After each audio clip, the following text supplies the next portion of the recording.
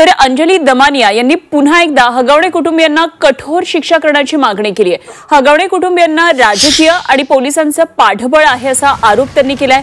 मयुरी हगवणे कुटुंबियांविरोधात तक्रार देण्यासाठी पोलिसांमध्ये गेलेली होती आणि तेव्हा तिची समजूत काढण्यात आली। तेव्हाच मयुरीच्या तक्रारीची दखल घेतली असती तर आज वैष्णवी जिवंत राहिली असती असं दमानिया यांचं म्हणणं आहे।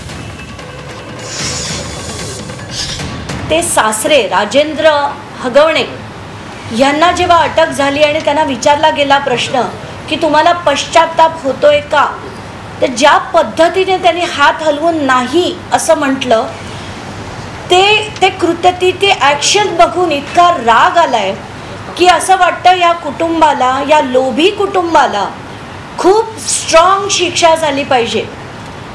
वैष्णवीसारखी निष्पाप मुलगी, तिला 23व्या वर्षी प्राण गमवावा लागला का, तर फक्त या कुटुंबाला पैशाची हाव होती म्हणून। मयुरीने सरळ सरळ सांगितलं की माझा छळ सुद्धा असाच करण्यात आला। नोव्हेंबरमध्ये मी जेव्हा तक्रार केली तेव्हा सुद्धा हे कुटुंब फरार होतं आणि फरार असताना, मी परत म्हणतेय, फरार असताना करिश्मा पुन्हा पोलीस स्टेशनमध्ये जाऊन FIR करते मयुरीच्या आईवर आणि भावावर आणि पुन्हा फरार होते।